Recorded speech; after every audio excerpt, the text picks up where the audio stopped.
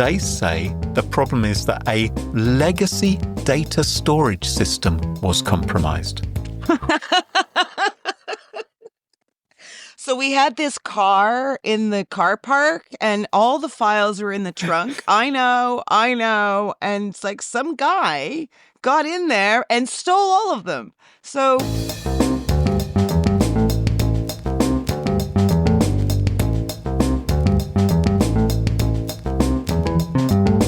Smashing Security, episode 428, Red Flags, Leaked Chats, and a Final Farewell, with Carole, Theriault, and Graham Cluley. Hello, and welcome to Smashing Security, episode 428. My name's Graham Cluley. And I'm Carole Theriault. Now, Carole, I believe you've got some pretty big news for our listeners that you're going to be sharing later on in the show. Yeah, so you're going to have to listen the whole way through, dudes. You're keeping me in suspense here. But listen, before we kick off, why don't we thank this week's wonderful sponsors, Fanta and 1Password. It's their support that help us give you this show for free. Coming up in today's show, Graham, what do you got? I'm going to be spilling the tea. And I'm hitting the Wayback Machine, smashing security styly. All this and much more coming up on this episode of Smashing Security. Now, Carole, have you ever heard of this phrase, spilling the tea? Yes. It's something young people are talking about a lot these days. The tea and it's sharing gossip or something. Well, what is it? I don't know. I think we do have a teacup on our actual logo. We do. So I think it's like dishing the gossip or something, isn't it? Or it's like, let's. Oh, it's like, let's get our tea and sit, like get the popcorn, like sit down, snuggle up, because this is going to be delicious. I think so. Okay. I think so. Mm-hmm. And it's also this tea thing, as well as being a drink involving boiled leaves in water. A very delicious one, Well, if you think so. I do. It's also an app which has proven really, really popular lately. There is this tea dating advice app. Have you heard of it? No. Oh, it was first created back in 2023 by a software engineer called Sean Cook. Well, I haven't been dating since I'm married. Right? Fair enough. No, but there's a lot of people talking about this. He wrote this app because he said his mum kept on getting catfished online. I guess she was doing some online dating. Mm-hmm. And so he created this app which allows women to review guys who they've been on dates with. Okay. And so you can look someone up maybe before you go on a date with them, or if you're a little bit suspicious, maybe you've been chatting to someone on a dating app and you're not quite sure about them, you can look them up to see what other women have to say about them. So according to the website for this tea app, you can find verified green flag men, which means I guess this one's a good one. How do they know they're good? Oh, because other women have said, oh, yes, this is a good guy. This isn't a bad one. Not a lady bot, but a lady. Yes. Okay. And you can also run background checks. For instance, you can look for any convictions that people might have, or criminal history a man might have, or what's their marital status? Are they actually married and they haven't been telling you that they're married or in some kind of relationship? Okay. Yeah. So this kind of way of finding, like, what's that expression? The chaff for the wheat for the chaff? Wheat from the chaff is preferably the way round to do it, yes. You're getting more wheat here is the idea. You can identify possible catfish, so you can do a reverse image search in this app. So it can say, interesting. Cool. Because this guy's photograph looks awfully like, I don't know, Brad Pitt or whoever it might be. Or Ryan Reynolds. Yeah, see, like maybe someone in the octogenarian age group might not know who Brad Pitt is. That's right. Like, okay, well, who's an equivalent? Somebody like Johnny Carlson. I'm not sure he's dating Dick anymore. Van Dyke. Is Dick Van Dyke still alive? Oh, I don't know, actually. Listeners, don't bother contacting us to let us know. Unless you are Dick Van Dyke. Anyway, last week, this tea dating app, it topped the Apple iPhone charts. What? Yes. Number one, above ChatGPT, above Google, above WhatsApp. I told you, it's a pretty big deal, Carole. That's why I thought you might have heard about it. So people are like flocking to this app where they Yes. can actually verify, because they're sick of being catfished and bullied and whatever. It's a big hit. Yeah, okay. Yeah. People, specifically women, are fed up of how dating works online. They're fed up of the low quality of men, or they're fed up of fishers, or they're fed up of them being sex offenders or having some ghastly background. And so this app has become a viral sensation. About 1 million women have started using this app in the past week or so. It claims to have over 4 million users in total. So it's really exploded. Okay. So I'm just going to tell you with my suspicious hat on. Okay.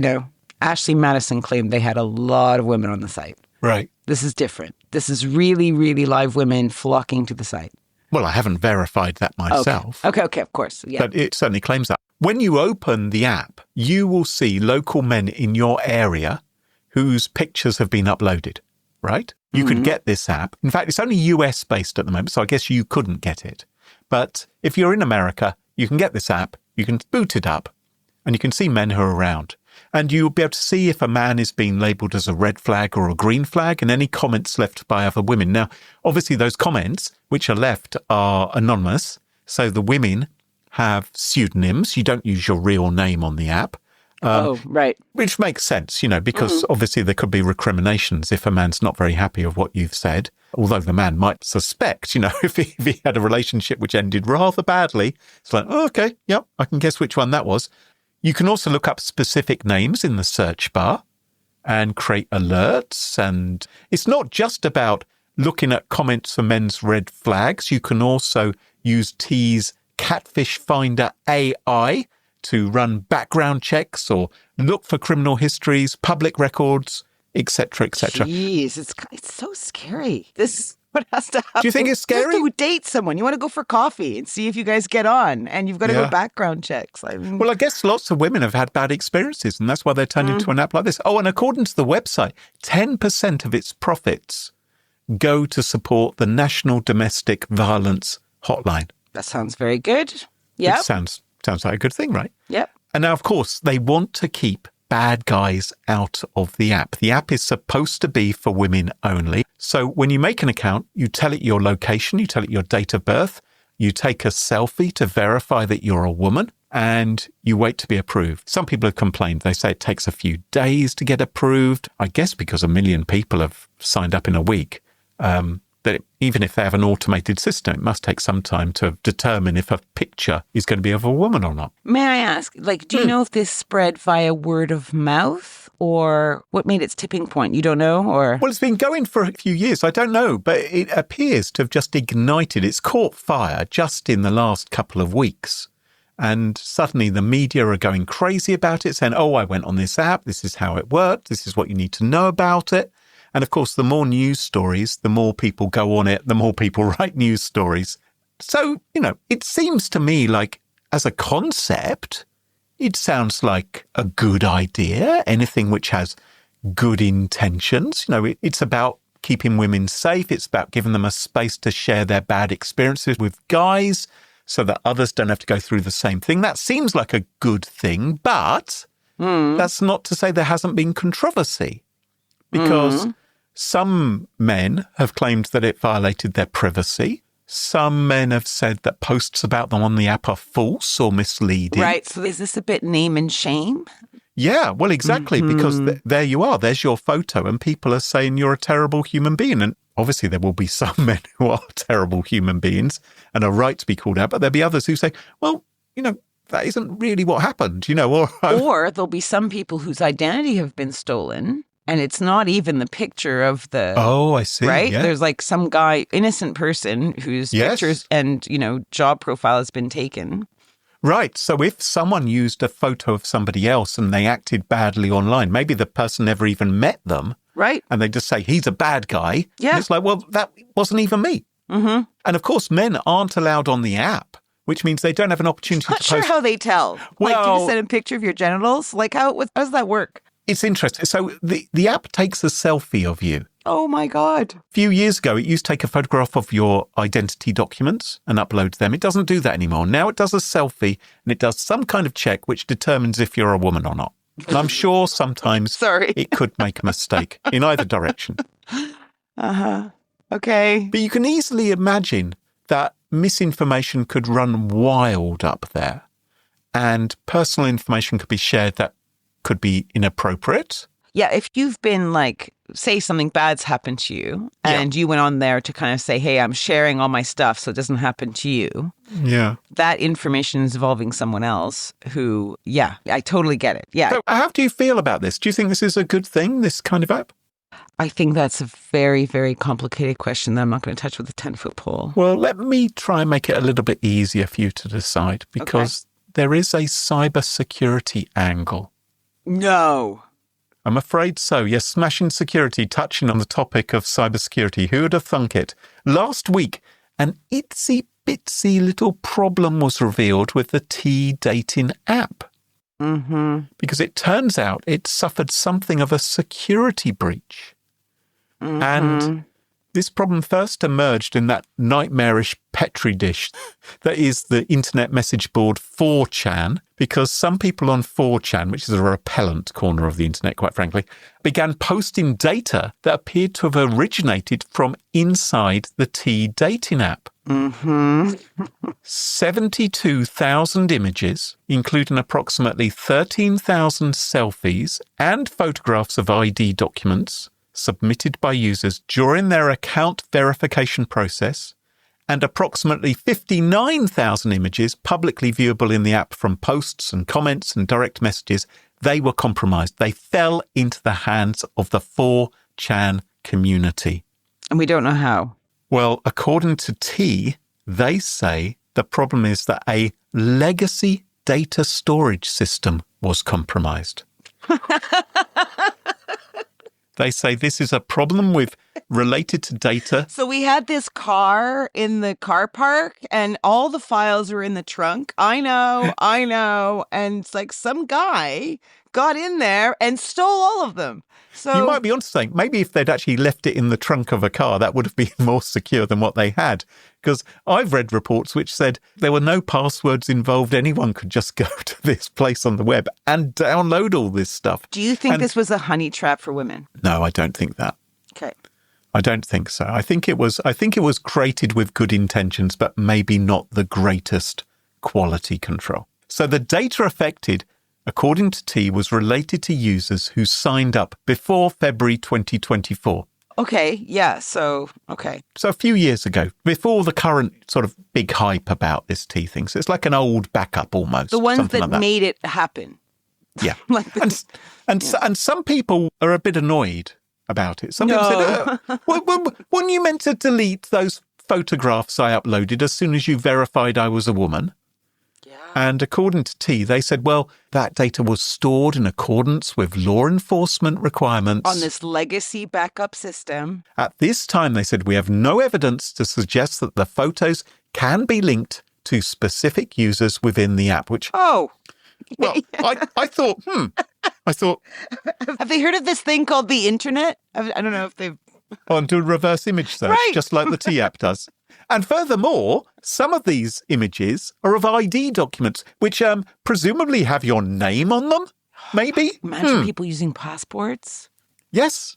Yeah. So T says, as we grew our community, we migrated to a more robust and secure solution, which has rendered that any new users from February 2024 until now were not connected to the images involved in this incident. So I guess that's a relief for all of those new users, at least. Sure. And really sorry, those guys that believed in us before we, were anything. Yep. Yeah. Oopsie. Yeah. Big relief. Mm-hmm. Uh-oh. Hang on. Because there's an update. Oh. You see, as 404 Media reports, there's just been another major security issue discovered with T.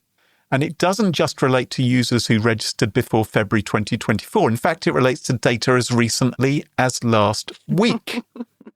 No, I'm not laughing. I'm just saying, if anyone's listening and this is you, I am not laughing at... It's too horrible even to imagine. It is horrendous, isn't it? It's awful. Seattle-based researcher Kazra Rajurdi was able to access a database of 1.1 million messages stretching from early 2023, which is when the app was effectively created, to last week. It includes messages from women claiming particular men were their husbands or they were engaged to them, or messages from women who were discussing their abortions and other private information like that. Chat logs between women who discovered they were dating the same guy. In fact, this vulnerability meant that any T user at all could use their own API key to access a recent database of everybody's communications, including a mass of private messages, some of them containing highly personal, identifiable information such as phone numbers. And you remember those scumbags on 4chan? What they've been doing is they have created a website now where it's basically hot or not. It lets you compare the selfie images. Don't. Oh, my God. And you are invited to choose who is hotter than the other. So there's a lot of misogynist stuff going on here.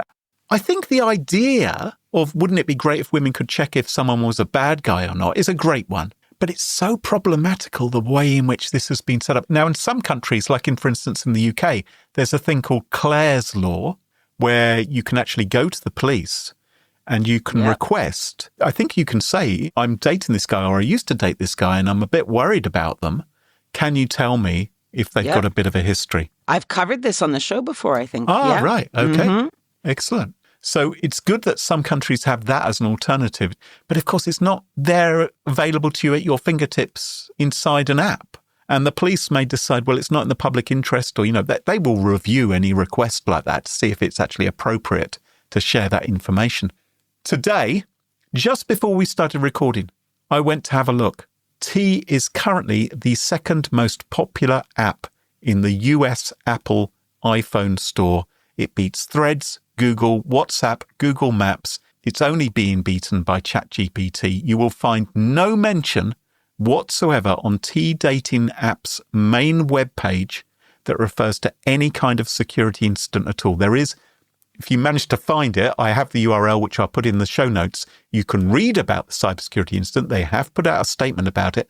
But if you're installing this app, you won't know it's happened unless you've seen the media reports or heard podcasts like this one. That opens a little interesting can of worms. Like, don't you think these stores where you get apps that verify apps, don't you think if they are aware of this, they would suspend the app until the problem is sorted? I mean, that would be nice, wouldn't it? If they just said, sorry, not available right now, we'll get back to you once it's confirmed to us, problem's gone. I would think that Apple may not want to get into that legally in case they reduced access to an app and then denied income to the app makers, even though this is actually a free app. They may be worried that there's legal action then taken against them. But well, they might have legal action and face them the other way, saying, look, I thought the app was safe. It was number 2 in your app store. Yeah, I think right now, if anyone deserves some legal action, it's software engineer Sean Cook, who created the T Dating app and the rest of his company. They're probably the ones who should be most concerned rather than them firing off legal action themselves. Anyway, so my advice. Your advice. As a woman, Graham, tell us. No, I'm not going to give you advice about dating. All I'm going to say is if you're using this app, or if you maybe have a friend who's using this app, even if you're not doing online dating, this app is, stop, uninstall, stop using this app. Carole, what's your story for us this week? Well, I'm going to take us back to the year 2016. Ah, the good old days. This is almost August, right? This is the end of July. And this is the time that typically you and I, Graham, have taken, a few weeks off to recoup in the show. But there's been a little shakeup around here. And so get your cup of tea, listeners. Indulge me with a little light jog down the Smashing Security Memory Boulevard because 2016 was a big year. I don't know if you don't remember, but it was a big year. That was Brexit year for us. David Bowie died. Everything went wrong after that, really. Donald Trump, just saying, that was the first time he was elected. I think people hardly noticed. Didn't make much impact on the world, did he? And this is when Smashing Security slid into the world like a screaming baby. That was in December 2016. A long time ago. Yeah, the brainchild of, Graham, me, but also Vanya. Vanya Schweitzer. Do you remember our first episode? I do. Do you remember doing it? I do. The first episode we actually did as a like a Zoom call. It was a video thing, wasn't it? Oh, I, to this day, cannot believe you talked Vanya and I into that. Because both of us are pretty camera shy, and you aren't, right? You're a little bit camera happy. Yeah, some of us are more photogenic than others. That's the thing. The camera loves me. Right. Camera loves me. How did you convince us to do that? Because I was petrified. I think I spent 10 hours writing my story. I thought you were going to say you spent 10 hours doing your hair. You would think that. He's over 50, people. And we talked about that, the pains of providing tech support to family and friends. Oh, yes, that's right. But the video thing was really hard for me. But soon you acquiesced on the YouTube thing, right? You gave up on the YouTube thing, which was a great decision, I think. It was interesting because I think the initial idea was if we do it as video, we don't have to edit it. So it won't take that long. And then we made the quite sensible step of going to audio. But we then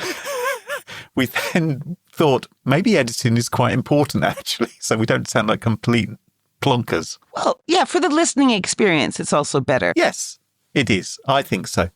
This podcast is actually edited. And that was hard in itself, wasn't it? Learning how to do all that. Learning how to edit.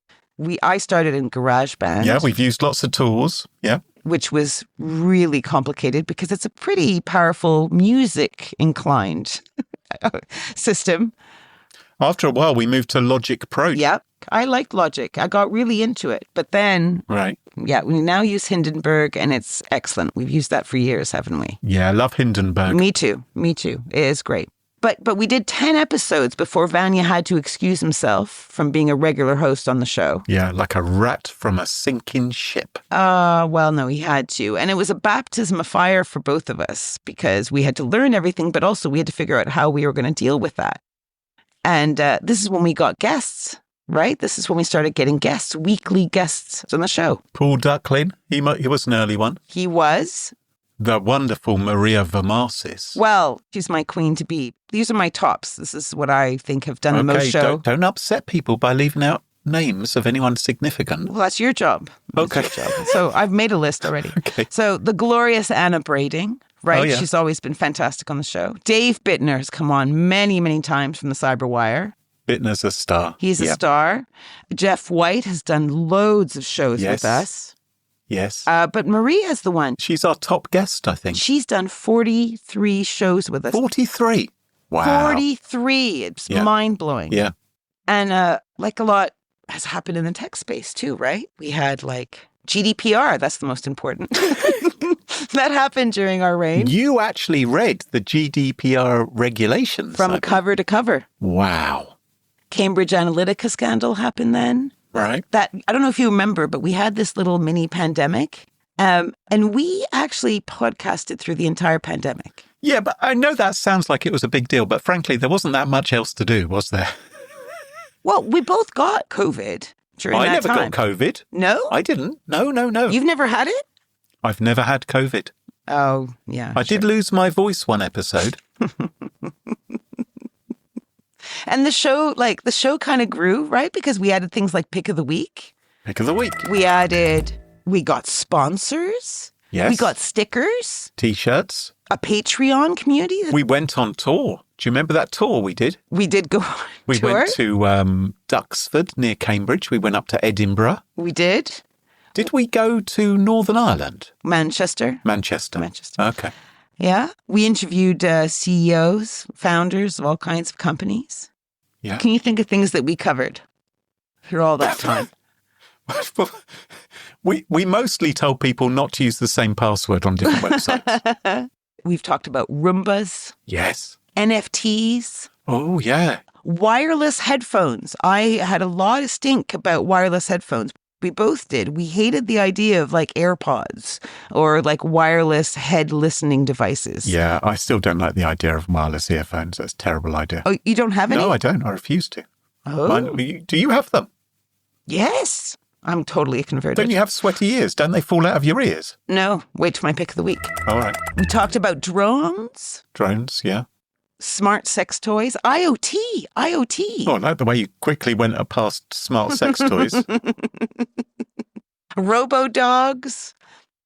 And behind the scenes, things were, a little bit interesting. recording. Sometimes I think you were in Australia under a table, sweating to death as you tried to record. I did that once from Morocco, I remember. Oh, was it from Morocco? Yeah. I may have recorded in Australia as well. That is possible. I remember writing a story and doing, everything, researching, choosing it, writing up, recording it. And I don't remember who noticed it, but we suddenly realized it was 3 years old and no good. And then we had to somehow re-research, re-choose a story, rewrite, re-record, and do that all. And I think we did it without disruption to the schedule. Yes. We've pretty much kept the schedule for years and years and years, And we've done really well. I just wanted to give us a clap on the back, not a clap, a pat on the back. And say that we've, stuck through thick and thin, right? For 420 something episodes every single week. And, we've been salty with each other occasionally, right? But we still get a funny show out of it. And I'm no longer going to be a regular feature on the show. Now it's out there. Yes, it's out there. So I'm hanging up my co-host hat after almost 9 years. And it's huge. It's a really big decision. It's big. It's big. It's big. And it's big for our listeners. Well, it might be. I don't know. But I'll tell you why I'm doing it. I just want to watch more Netflix. Okay, so the past year has been a bit of a difficult year, lots of personal stuff, family stuff, life stuff, all that stuff. It all came into a little whirlwind. Go see my future memoir for details. But yeah. And it's kind of forced me to take a closer look at what I do and where I spend my time. And one of the things I had to look at pretty hard was the world of tech and cyber and security. And for me, it's morphed into this ginormous monster that I barely recognize anymore. And that gets difficult because I don't feel super cozy commenting upon this stuff. And it demands more and more time to keep on top of it because there's more and more of it. And so if you have to do a show each week, especially when you co-host with someone who's much more on top of things, because this is what Graham lives and breathes by. Yeah, you kind of think maybe you need to take a step back and look at what else to do. Well, what a fabulous co-host you have been, Carole. I've shown up. You have shown up. 428 bloody episodes. Mm-hmm. Very, very impressive. And I know that I won't be the only one who will miss you on the show. No one's going to miss me. Well, they might miss me if after I say this. Can I say my next bit first? Mm-hmm. Because I do have a kind of huge thank you, right? Especially to listeners. And especially to those listeners who listen week in and week out. Because I was thinking about it, and it's kind of like being invited into someone's ear holes every single week. And it's a pretty big honor. Because if you think the average Smashing Security show is 45 minutes. Right. And we do around 40 shows a year. That's a lot of hours. It's probably going to be more than a work week. And that's more than I talk to 99.8% of the people in real life. Except for you, Graham, right? Because you have to listen to all that, plus listen to it again when we edit, and plus before we publish, we have to listen to it. So we've been listening to each other a lot. Maybe more like 150 hours a year we have to listen to each other. But I think we should be super proud because we did something great, and we did it for a long, long time. So huge shout out to you listeners. Huge shout out to those who supported us on Patreon. Yeah. Huge shout out to the guests who came on the show to give us a different angle. Yeah. And to the sponsors who helped pay our bills and allowed us to do this show. So from the bottom of my heart, wherever you are on the planet, I appreciate you. I thank you. And don't panic because the show will go on in a new form. The show will carry on. We will not be the same without you, Carole. But the show will carry on. stay tuned for more. And of course, if anyone's got any feedback on what they'd like to change about the show, anything like that, this is your chance. This is your chance. You can write to Graham and say, finally, you're free. Email us at studio@smashingsecurity.com. Yeah. But if you want to share any thoughts with me directly, I would love to read them. So you can email me directly at Carole, Carole, at carole.wtf. Yes, WTF. I don't plan to disappear from the planet entirely. Sticky Pickles will be resurrected soon, and there's a few other projects in the making. So keep them peeled. And thank you. I'm sure it won't be the last time our listeners hear your voice, Carole. Well, I hope not for them. My God, how they live. All right. Should we go and check out some of those sponsor messages? Yes! Now, Carole, according to Vanta's latest State of Trust report, cybersecurity is the number one concern for UK businesses. And of course, Vanta can help you with that. Whether you're a startup, growing fast, or already established, Vanta can help you get ISO 27001 certified and more without any of the headaches. You see, Vanta allows your company to centralize security workflows, complete questionnaires up to 5 times faster, and proactively manage vendor risk to help your team not only get compliant, but stay compliant. So stop stressing over cybersecurity and start focusing on growing your business in 2025. Check out Vanta and let them handle the tough stuff. Head to vanta.com/smashing to learn more. That's Vanta, vanta.com/smashing. And thanks to Vanta for sponsoring Smashing Security.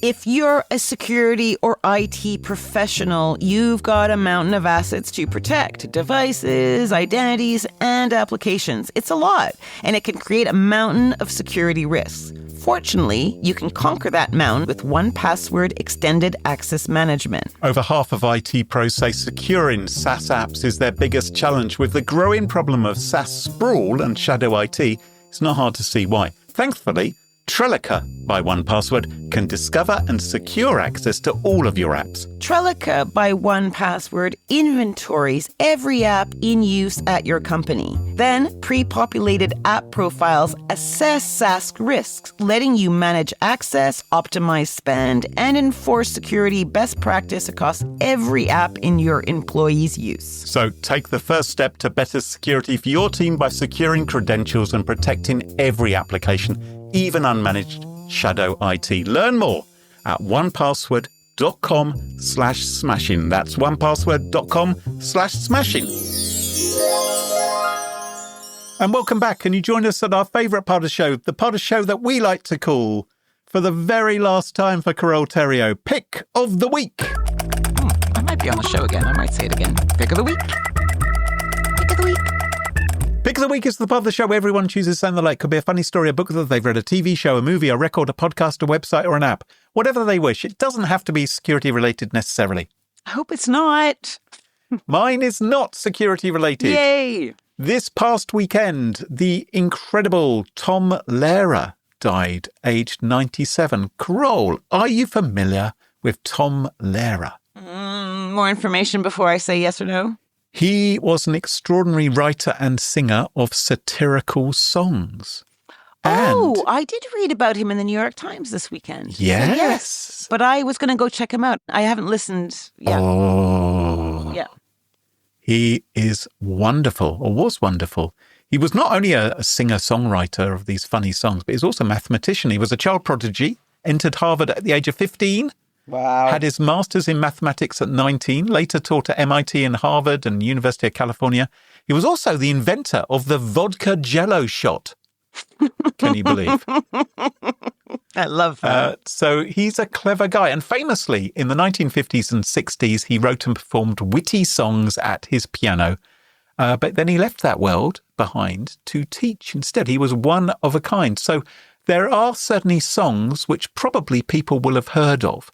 For instance, he did the Element song, where he recited in about Oh, 1 minute, the 30 chemical, seconds. the chemical Yes, elements. I do know that's it. that song. Uh-huh. There's There antimony, you go. arsenic, aluminium, selenium, and hydrogen, and oxygen, and nitrogen, and rhenium, and nickel, neodymium, and I can't do it. Anyway, you get the idea. He was incredible. And I'll put some links in the show notes as well to some of his other songs, because he's really, really was incredibly entertaining and clever. And what I particularly love about him is that in 2020, he decided to move his entire catalogue into the public domain because he felt he'd made more than enough money off it. So he's given it to the world. All of his recordings, all of his music and the videos and so forth.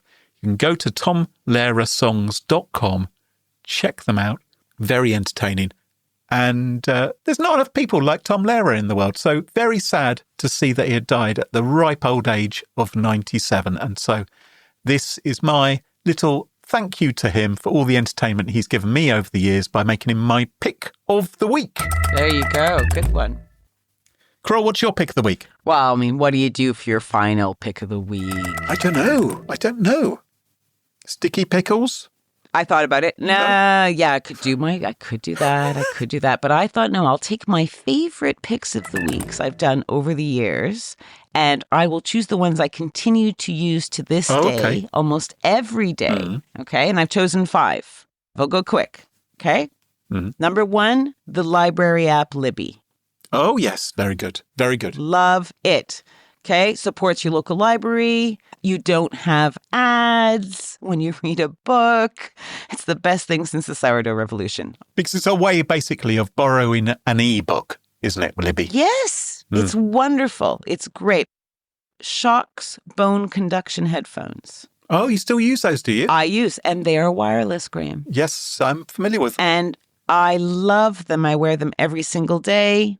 They're comfortable. I adore them. They pick up the vibrations on your jawbone, don't they? So you don't put something in your ear, I believe. No, so your ear, you can basically protect your hearing. You know, if you have hearing loss, which I would like to prevent having. So look into bone conduction headphones. Fantastic.